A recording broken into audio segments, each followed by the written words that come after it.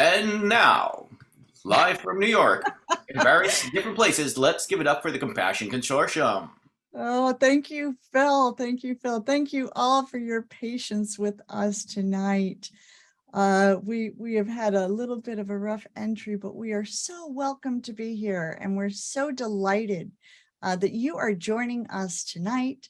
And we usually start with a little bit of an interspecies kind of beginning to our services. So I am going to go ahead and let the other than humans on in for just a minute while we all take a deep breath.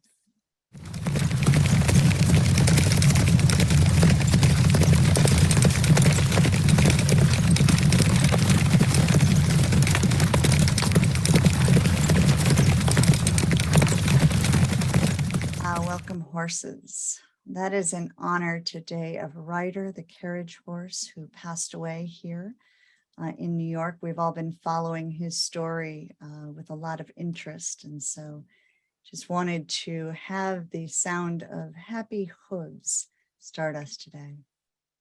Good afternoon and welcome to the Compassion Consortium. I'm Reverend Sarah Bowen, and I'm joined today by co-founders Victoria Moran and Reverend William Melton. And as always, Phil is doing a beautiful job navigating us through the chaos that sometimes is Zoomland. In order to ensure that we don't have further disruption during the service, we've turned off the chat and the whiteboard and the ability to show video and some other types of settings, which we hope helps you sink into the service with nothing to do but be here now. We look forward to seeing you and hearing your voices later in the service during fellowship time. If you are new to us, welcome. We meet the fourth Sunday of every month, and we are an interfaith, interspiritual, and interspecies community. Interfaith means we welcome people of any spiritual or religious tradition or philosophy or path. Interspiritual means that we believe underneath all of them are some common things: peace, compassionate service, and love for all creation that we're all working towards. And interspiritual means that we're crazy about other species around here in a good way. At the beginning of every service, I usually offer an acknowledgement based on whatever location I'm speaking to you from. I just returned from Bridgewater, Vermont, the land of the Abenaki and the Wabanaki. And there I shared my birthday with 3 humans, 4 foxes, 3 raccoons, 2 squirrels, 2 cardinals, 3 blue jays, and a skunk who gave me a scented present. It was a perfect celebration. Last month here, we ended our service talking about blessings and how October is a very busy month for those of us involved in interspecies ministry. We find ourselves summoned to bless cats and dogs and myriad critters due to the tradition of St. Francis. In our film talk this month, we featured Father John Deere and Reverend Janet Warner Chapman and our own Elaine Hutchison chatting about the history and the legacy of St. Francis. It was a very lively discussion. And so I'll toss the replay link in the chat for those of you who missed it. And our animal chaplaincy training students have also been studying blessings too. As a group, we participate in a ritual to mark the passing of Ryder, and also the passing of Milo, a dear cat whose battle with cancer has ended. I've had the delight this week of reading student homework, including pieces titled "A Blessing for Dolphins Swimming Under Smoky Skies," and "A Blessing for the Rats in Our Basement." Our cohort's heartfelt, creative, and original words have been directed towards earthworms and slugs stranded on our sidewalks, and animals traveling to winter habitats. Our students have created videos intended to help their companion animals thrive. They've recorded stunning bird songs in their geolocations. One constructed a magnificent mandala in nature. And at the end of this service, we'll see an inspiring video created by a human, Diana Rousseau, and 2 donkeys, Luigi and Paco. All month, we've practiced not just bestowing blessings, but living as a blessing to those around us. And so I'd like to invite you all into that process with us today. It might help to agree on some terminology. For those of you for whom blessing is a new term, and for those of you who might have some concern about the word, I acknowledge that meal blessings can be particularly confusing for those of us who have seen animals blessed before they are eaten. So be assured that's not what we're talking about here. What we're talking about when we say blessing is extending grace and compassion to others. Like at the end of our service, when we say together our Buddhist-inspired metta meditation, may you be free from suffering. May you be happy, joyous, and free. For those of you that are Jewish or Christian, you might offer, may God bless you and keep you. May God's face shine upon you and give you peace as your blessing. Blessings spill out of religions too. When I say excitedly, may the force be with you, and you Trekkies answer back, live long and prosper. See, I can't even do it. I'm trying. Those of you with Irish backgrounds might offer, may the road rise up to meet you. In just a moment, we'll be doing an interspecies spiritual practice. I'll invite you to forest bathe with me, offering blessings to the trees in your habitat and the beings who call them home. After you leave this space today, I invite you to look for opportunities to reconnect to those who have been forgotten or overlooked around you, to be a blessing to every creature you meet and every habitat you enter. Over to you, William. Okay, thank you so much. So I am now going to introduce our Tenets of Agreement, which will be read by Jacob Blue. So we always start our spiritual service reading these because they're very, very important to us. And it's kind of like, this is what we live by. And so let me just introduce Jacob, then he will read our tenets. So Jacob is one of our CC engaged members.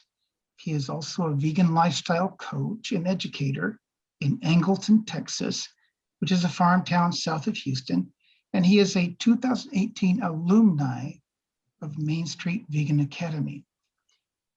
So with 15 years working in ministry, he has had an opportunity to work with families as a youth pastor and children's pastor.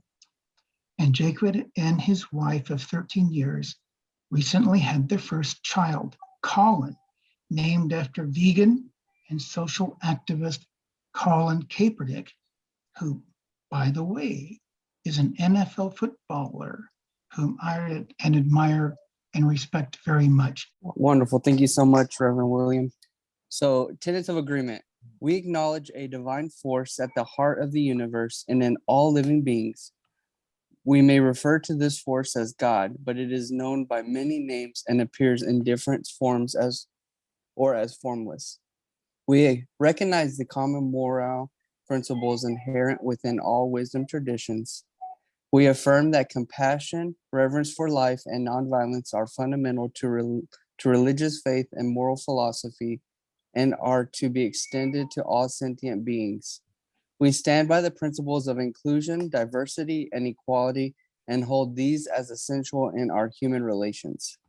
We hold that non-human animals are imbued with the same essence of life and love as our human animals, and that there is moral parity between us. We avow that humans do not own the earth, its resources, or its inhabitants, but instead must be involved in their protection and care. We endeavor to eat and live in a kind and sustainable manner, moving away from animal foods and animal-derived clothing, as well as activities that cause harm to our fellow beings, humans or otherwise. We aim to provide spiritual comfort, fellowship, and food for thought to those participating or exploring a vegan lifestyle.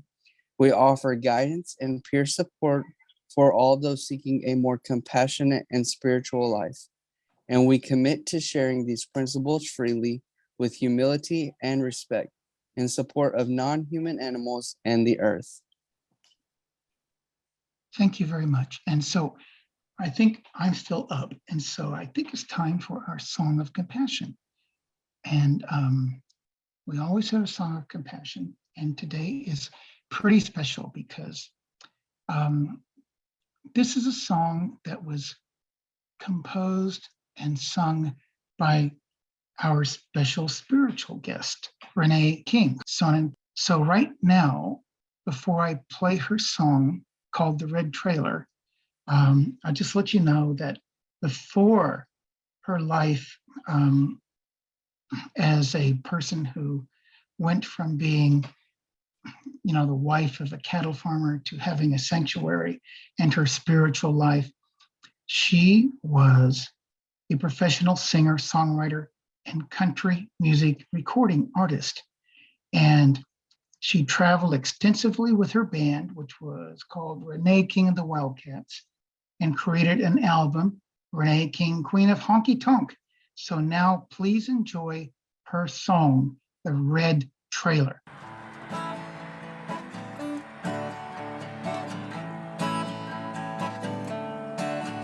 It's a good day, like any day.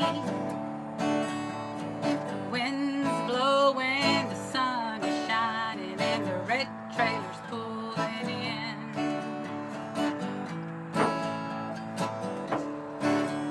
There's Rowdy Girl and Baby Houdini, all of her family, just wondering who's the next to go. Who's next to go? Who's going next in the red trailer? Who's standing in line to go?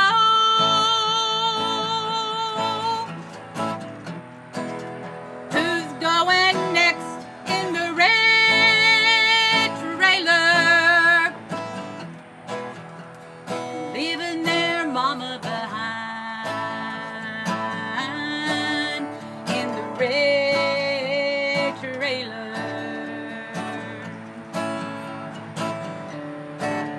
It's a bad day every time the babies leave, the mama's crying every time the red trailer goes.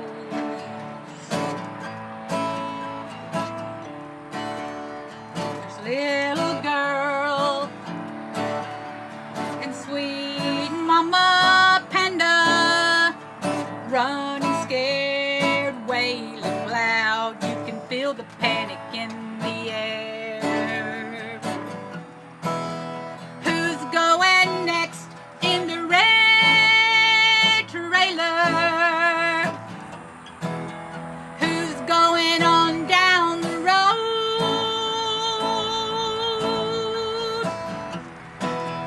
Who's going next in the red trailer? Leaving their mama behind in the red trailer.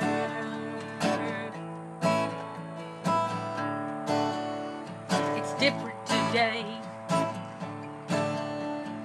Nothing's the same. Compassion's raining, love and light on the red trailer over there. There's little red, Tippy and Ruby. All the cows are home, never ever more to go away.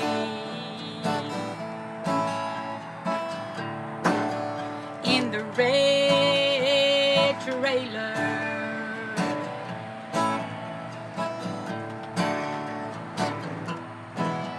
No babies leaving in the red trailer.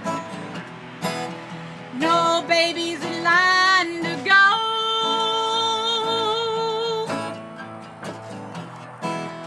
No babies going in the red trailer.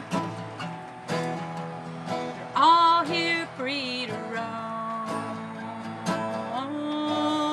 round the red trailer. Around the red trailer.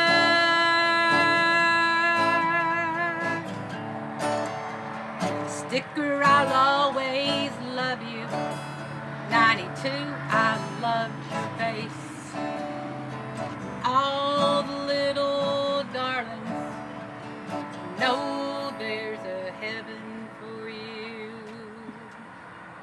right. All right. Thank you so much, Renee, for that. And so now it is time for our interspecies spiritual practice. As always, the practice we introduce you to has a now and later intentionality. We hope that during the service, the practice will provide you a few minutes to contemplate your relationship with the more than human world in a new way, and perhaps get a deep breath and a little relaxation, which I know I can use today. But most of all, we hope that you are taking these inspirations out into your life, practicing them to deepen your spirituality during the time that we're not together. And a useful tip, our YouTube channel has a playlist of the practices that Erica has brought us and Debbie's shamanic seeing practice from last month. And this one will be up there too. And Phil's adding another dozen or so this month. So during the month, you can keep your practices going. So today's practice, we had a special member request for some forest bathing. Thank you, Heather. And I happened to be near the Mariposa Grove of giant sequoia just a few weeks ago. So I snapped a little bit while we were there, and I'd like to invite you into the grove. Before we watch the video, I invite you to take a few deep breaths while Phil gets it ready to go.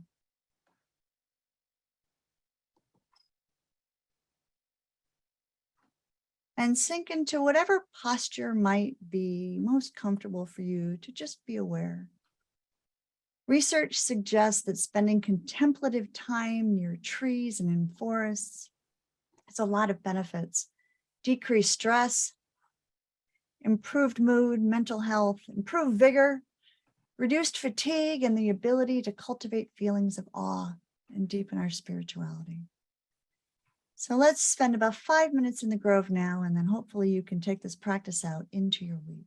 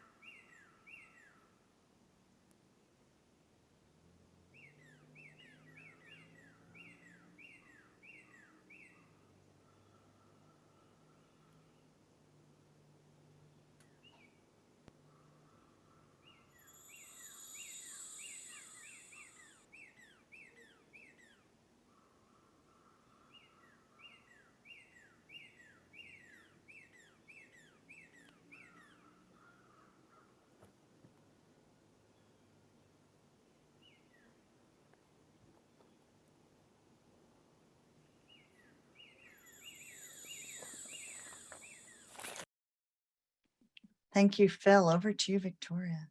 Thank you, Reverend Sarah. Oh my goodness, I loved that silence. What a beautiful sound. And what a beautiful guest we have today. You've already met her in her singer and songwriter persona, but oh my goodness, she has so many amazing sides to her. And she is Renee King-Sonnen of the Rowdy Girl Sanctuary in Texas. And she also, along with her husband, whom we'll hear about, heads up the Rancher Advocacy Program, which is seeking to get ranchers and farmers engaging in animal agriculture to move to another kind of agriculture or another line of work. Tall order, but you know what? The taller, the better for this amazing woman. Welcome, Renee. Thank you so much, Victoria. It's such a pleasure to be here. Well, it's just stunning to have you, and thank you for your patience through our technical difficulties.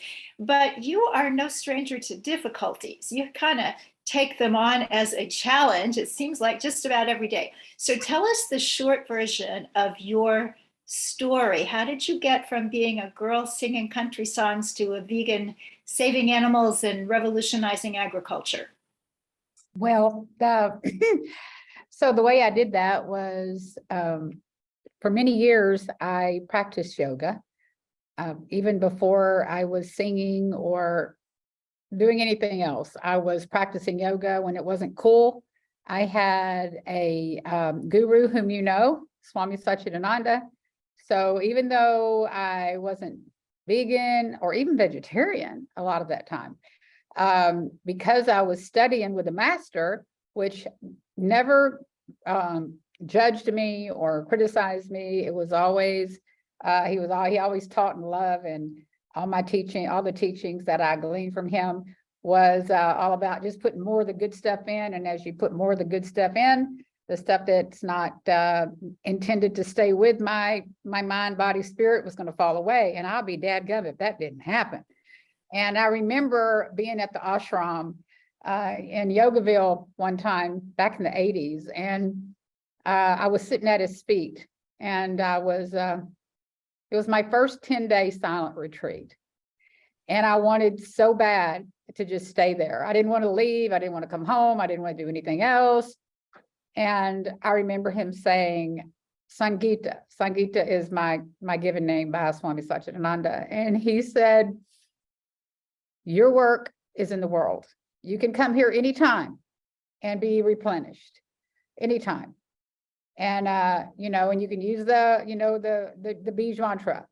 He said, but your work is in the world. And at that time, I had no idea that, I thought I was going to be a famous country western singer, and all that. I had no idea I was going to end up, transforming an entire, cattle ranch and revolutionizing a food system. And I had no idea, that I was going to be singing to cows instead of people and loving every minute of it. So, that's kind of how it happened was, I think the Bij mantra, that I was given and my practice eventually led me to this calling, because when it was time, it was like everything fell away and this is all there was. This is what I had to do. It was in that moment that I finally knew exactly who I was and why I was on this planet, So I didn't know that until then. I love what you said about Swami Satchidananda not judging you, but still changing you by his presence. And I understand that he's a highly evolved spiritual teacher, and most of us are just regular people on the path.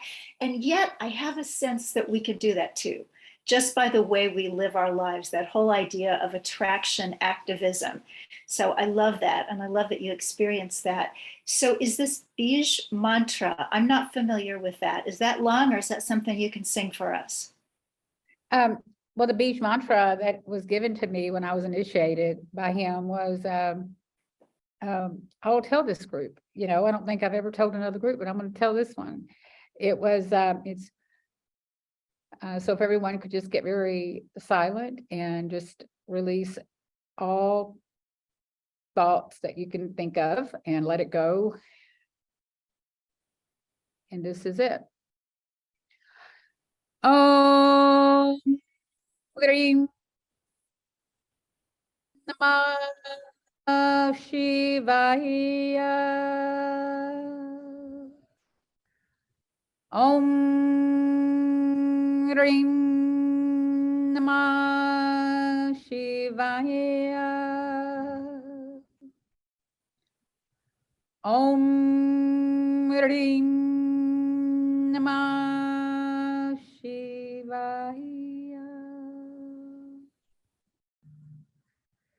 So I was given this mantra and I was told to meditate with this mantra just every day, like 31 minutes a day was my assignment.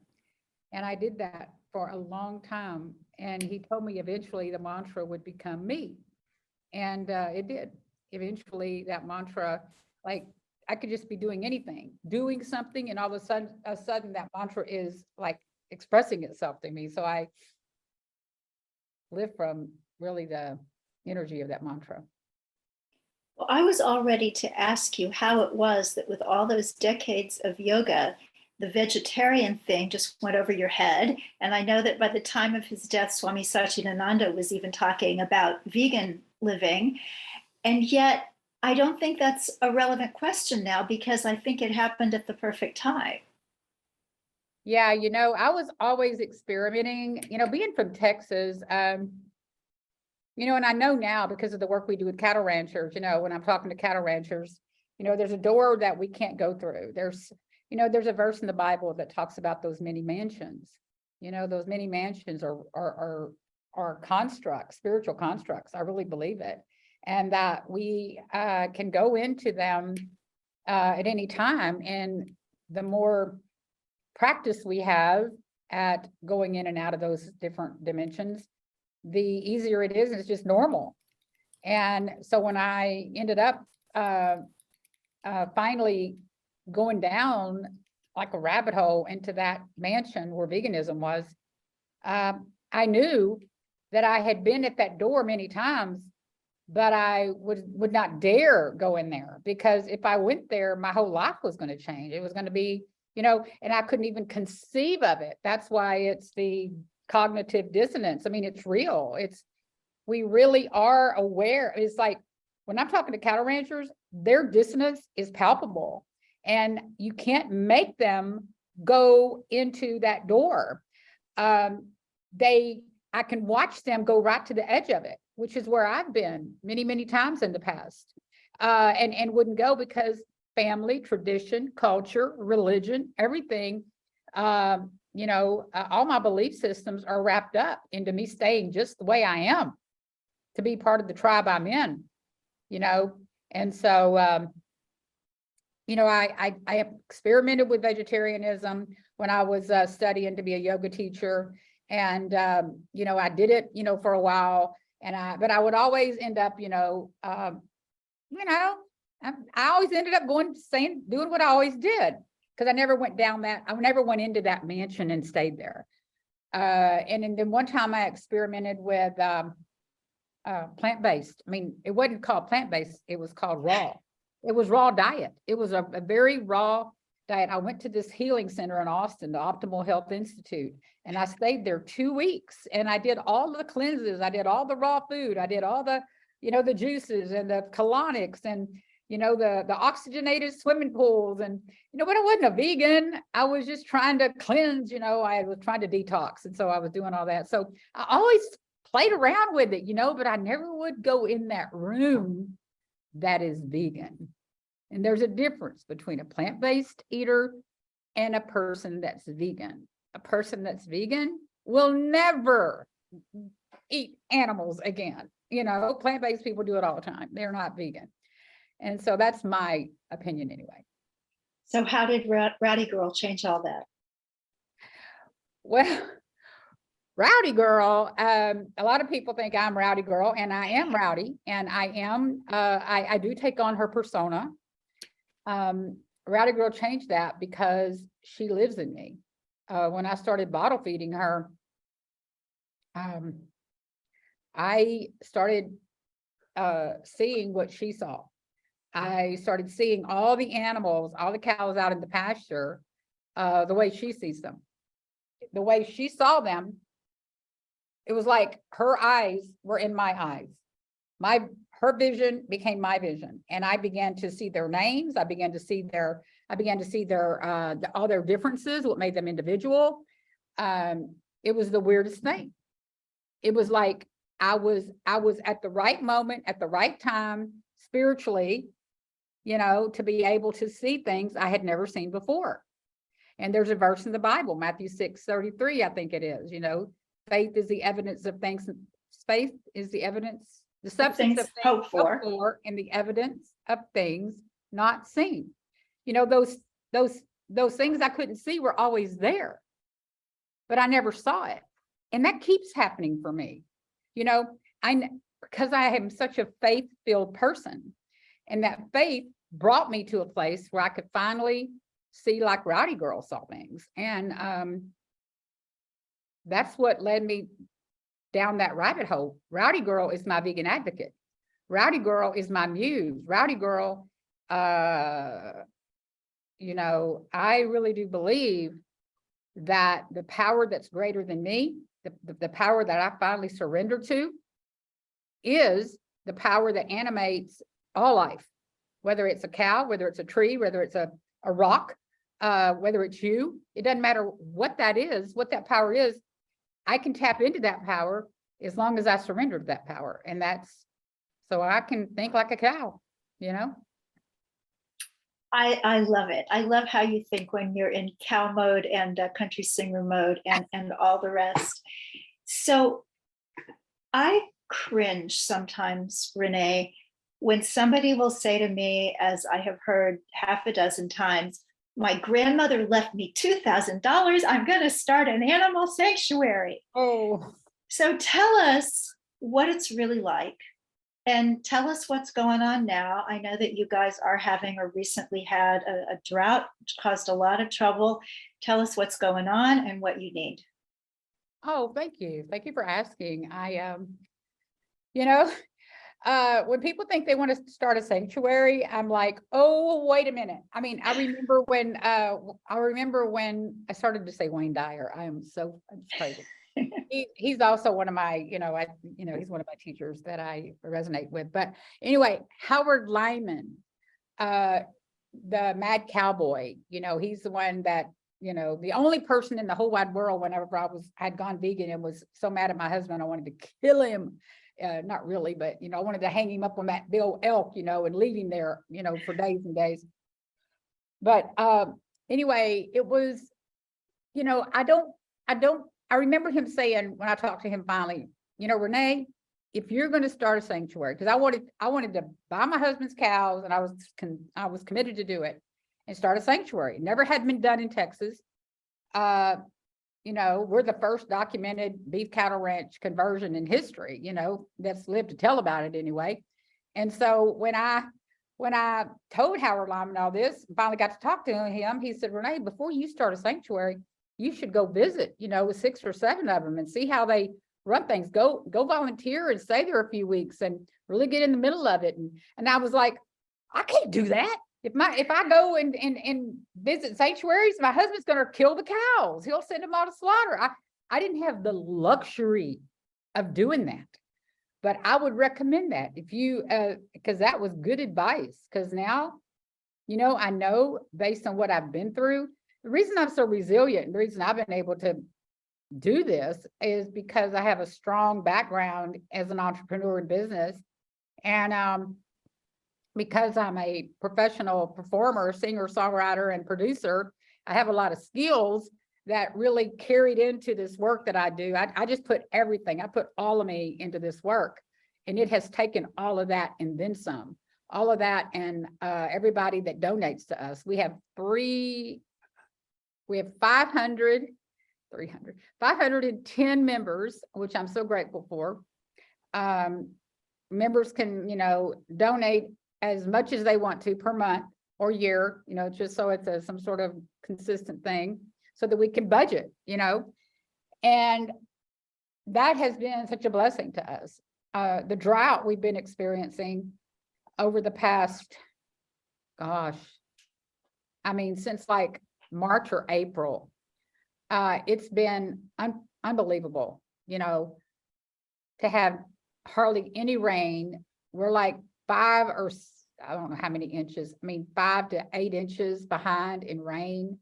Our ground is so hard and dry and dusty, and I've already spent $40,000 or so just for hay this year. And we, you know, I've already used almost all the winter hay. We had to buy more, had to do a big fundraiser. So the hay, because of this drought, has been unbelievable. Because when you got a herd of cows like I do, we have 68 cows, and we have, you know, 2 horses and, you know, a bunch of pigs. And not only do they eat hay, but we also use it for bedding. We also, you know, buy hay to keep their conditions very clean. We're always using hay. Hay is a big expense. And with this drought, you know, hay prices have gone up, transportation has gone up. So everything is higher. And so to be able to count on people, to know how much donations we have coming in through memberships is huge. Don't get me wrong. I appreciate our one-time donors. I appreciate getting grants, but those are one time, and I know what I'm going to do with that, and I use it. But the membership is what gives me peace of mind.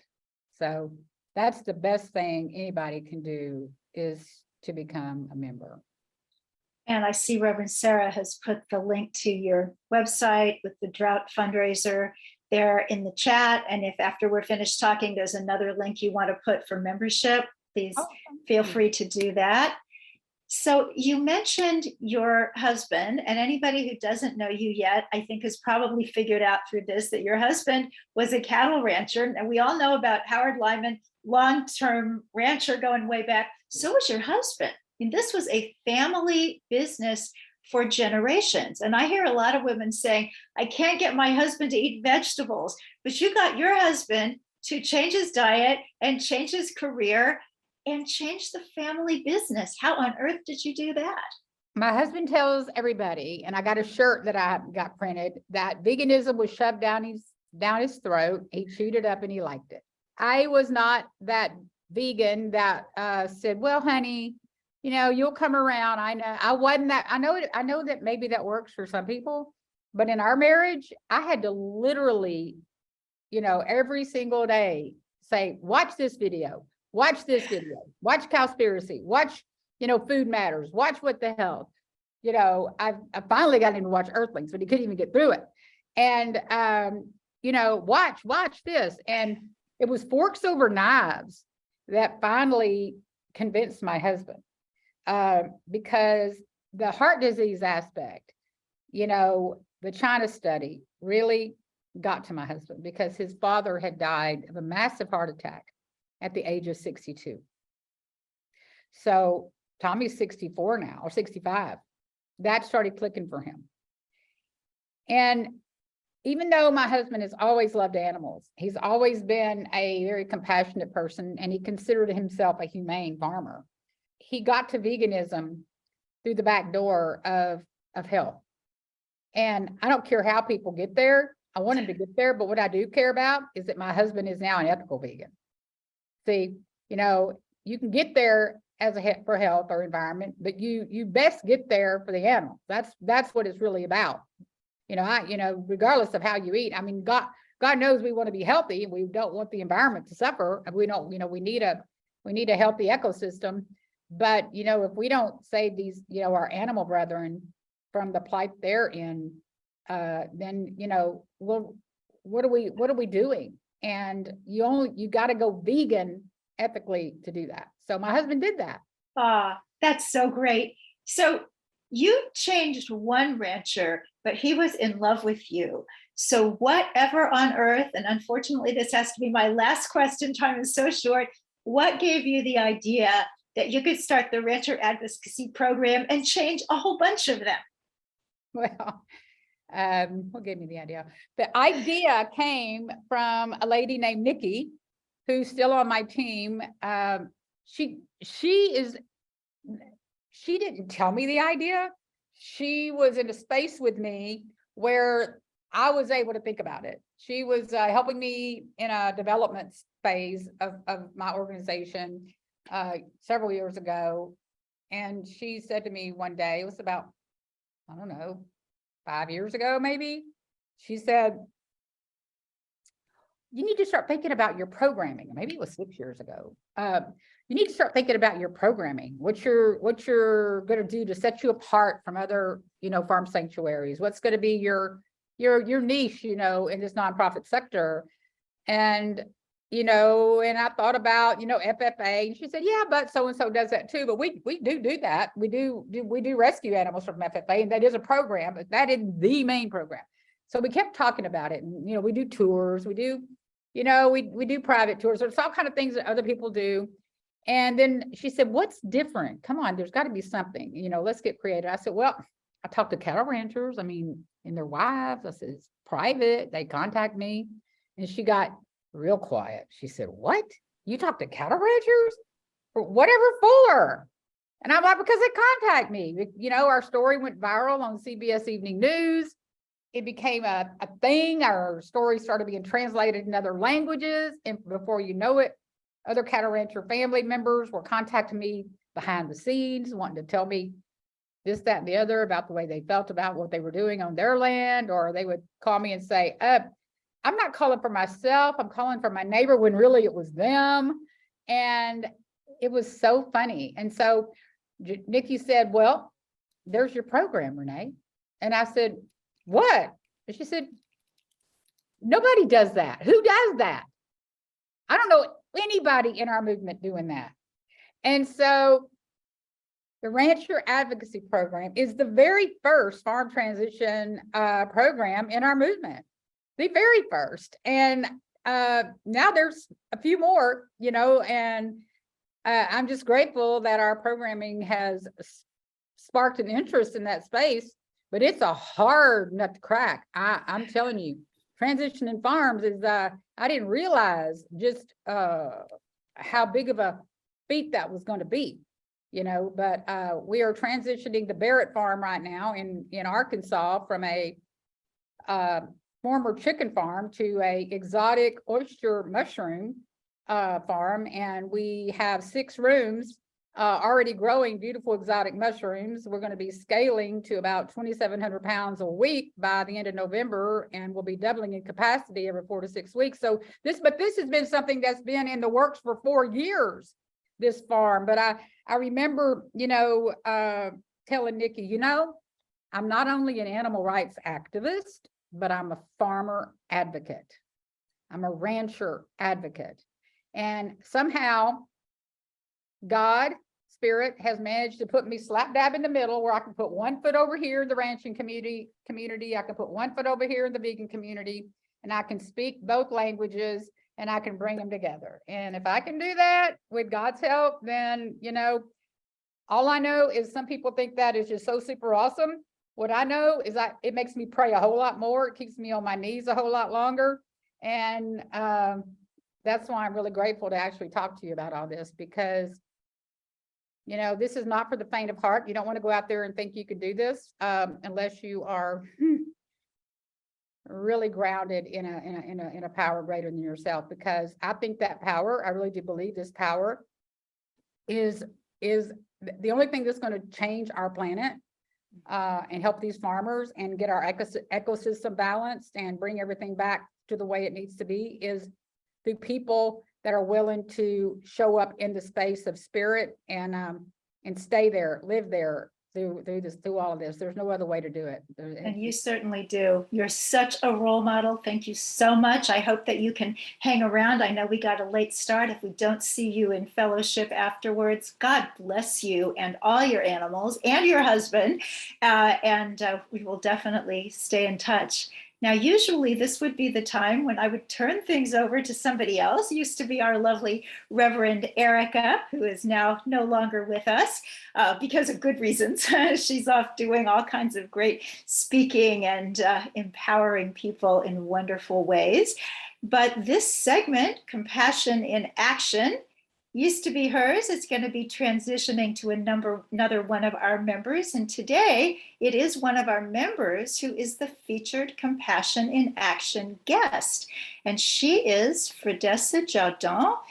Fredessa is a retired registered nurse. She's also a certified vegan lifestyle coach and educator. And a few years ago, she did something so brave and so fascinating. She's going to tell us about it today. Welcome, Fredessa.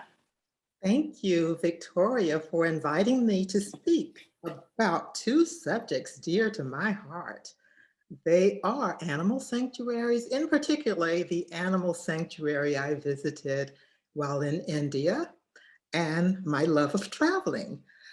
She invited me because I happened to mention to her after I viewed the film, A Prayer for Compassion, that the animal sanctuary at the end of the film was the very animal sanctuary I volunteered, and it is called Animal Aid Unlimited, or AAU, located in Udaipur, Rajasthan State, India. I spent a week there in October of 2019 and returned in February of 2020, but was only there for one day when travel was shut down in March of 2020. I must say, no one needs to travel that far to go to an animal sanctuary because we have many animal sanctuaries, probably in every state in the United States, and within driving distance of all of our homes. But since travel is what I like to do, why not do both when you're on your travels? I will be remiss if I don't mention how I came to learn to travel to Animal Aid.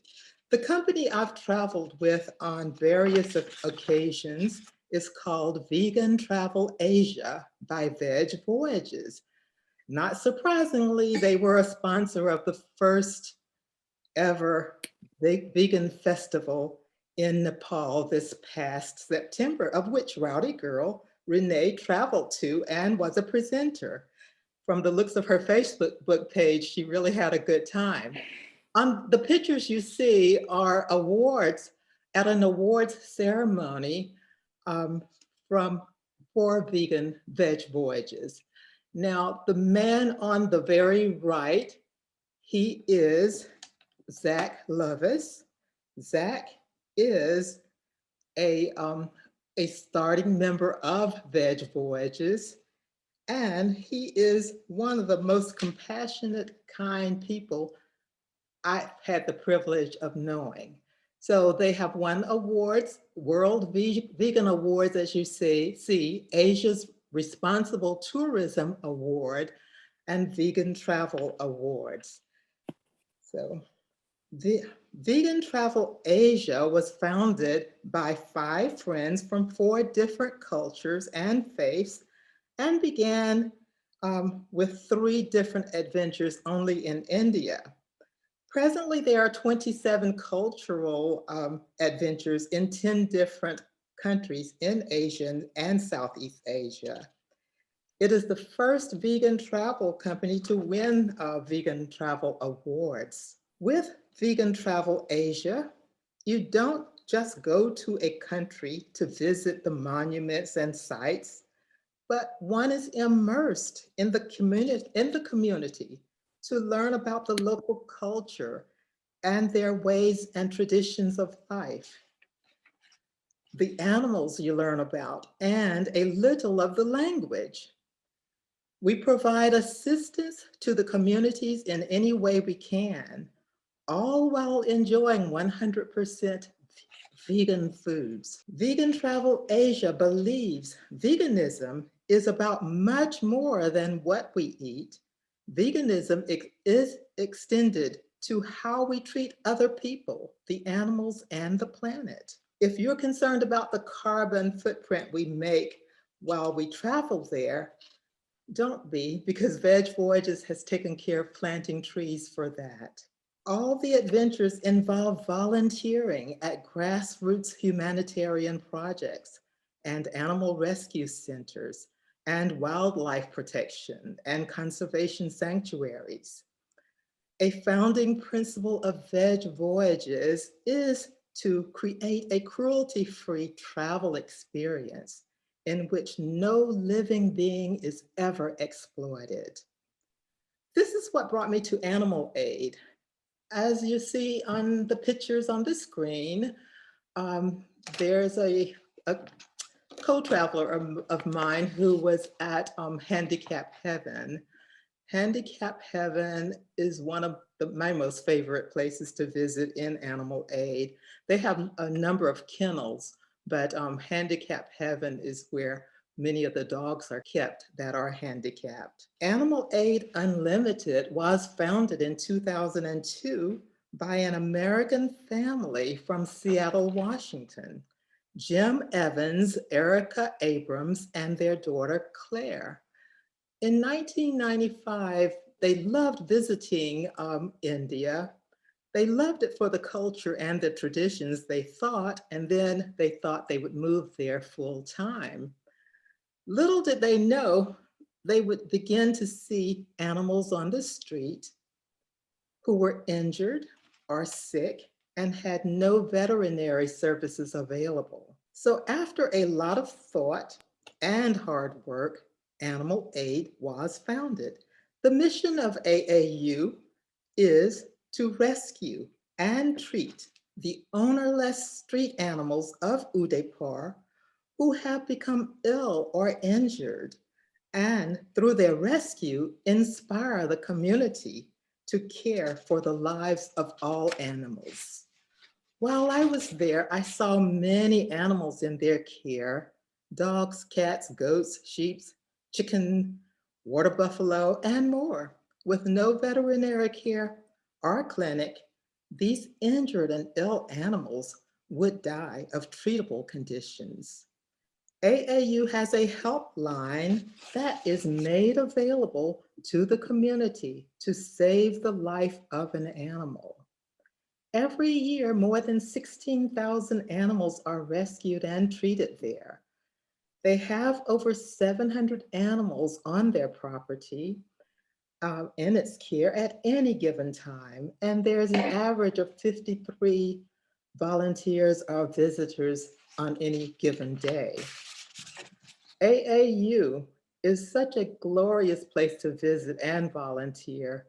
Being there is like being in a Model UN because volunteers from all around the world are helping. We may not speak the same language, but we speak the same, we're there for the same reason, for the animals.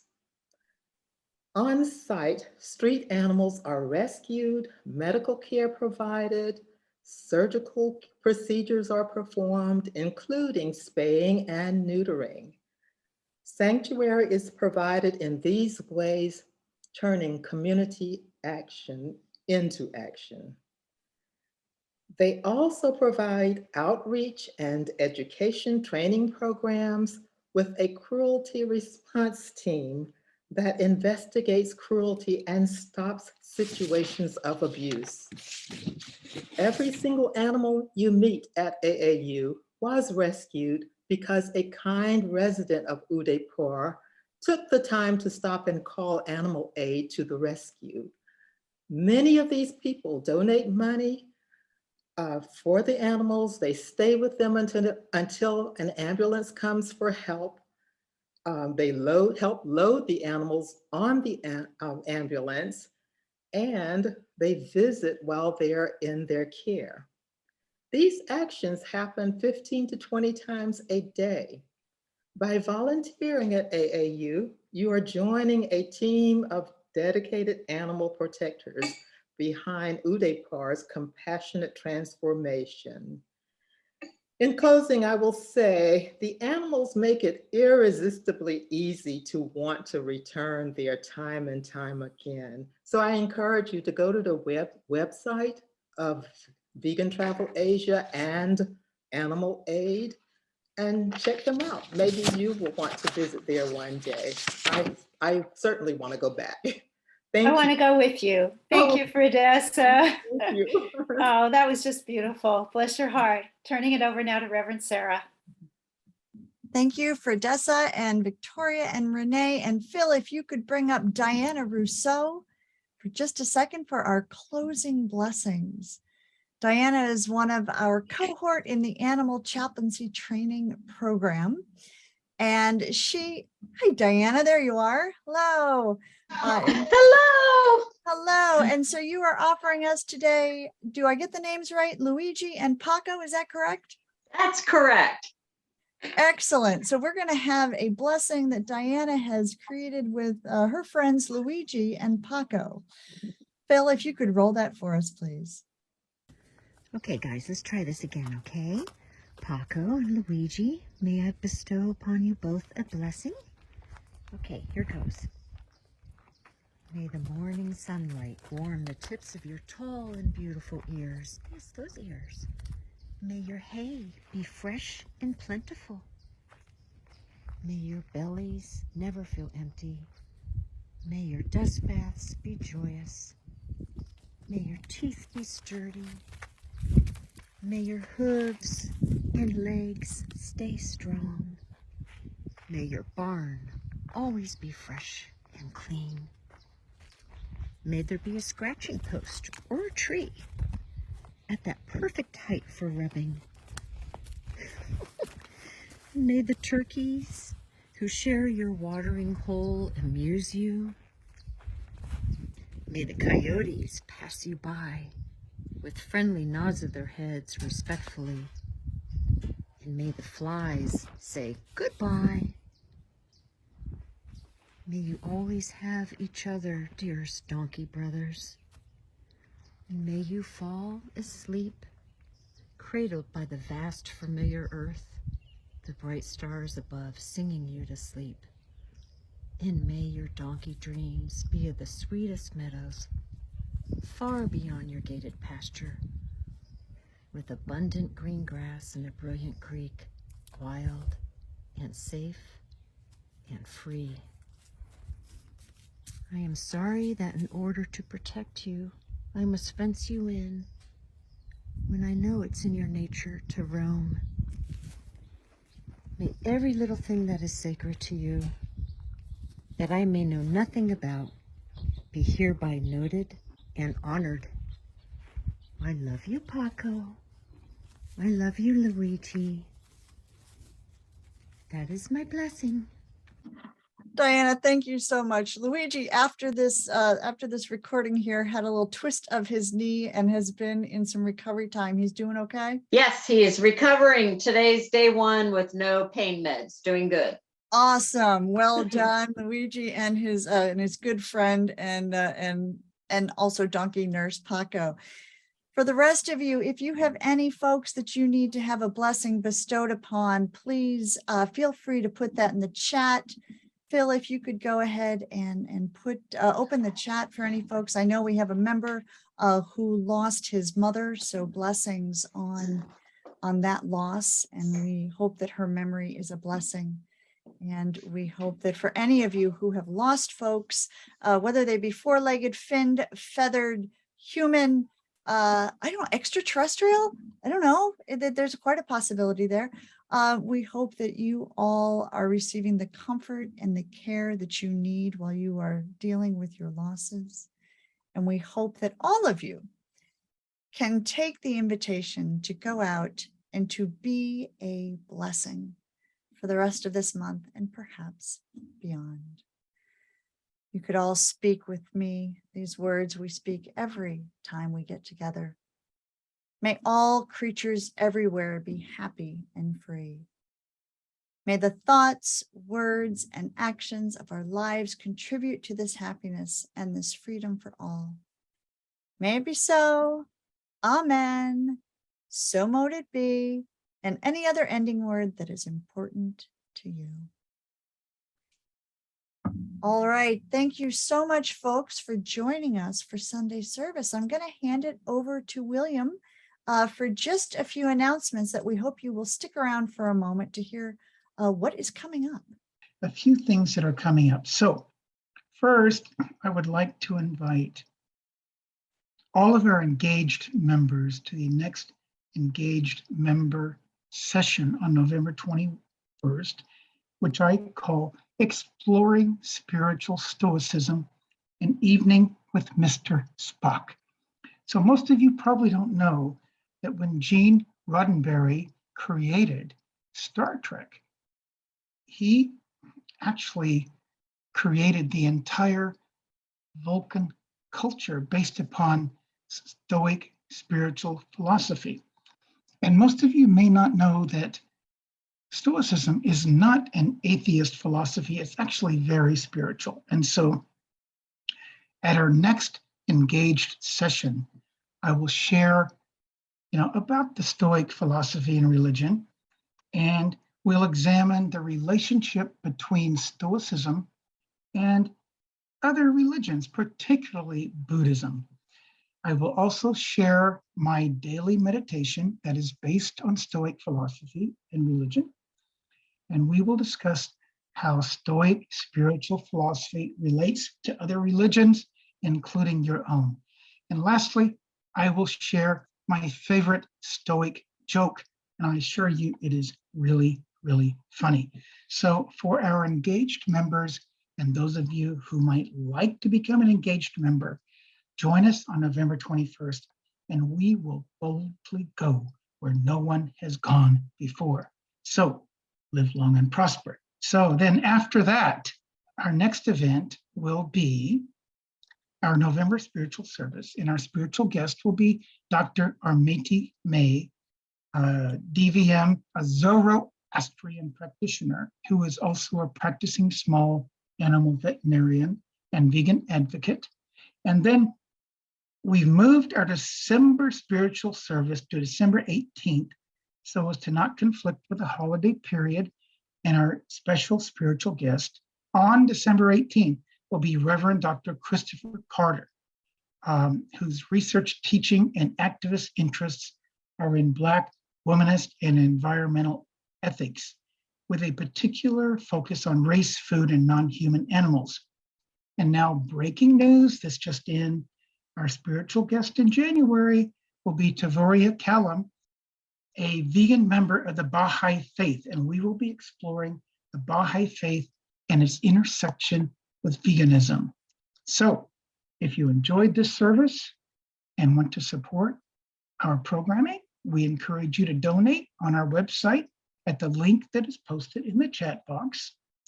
And I think I've told you many times about our membership program. We would love to have you as a member, and those details are at the link that Sarah has posted into the chat. Oh, yes, I'm telling people how cool it is to stay for fellowship, because that's when we really get to know each other. And so let's all hang out together.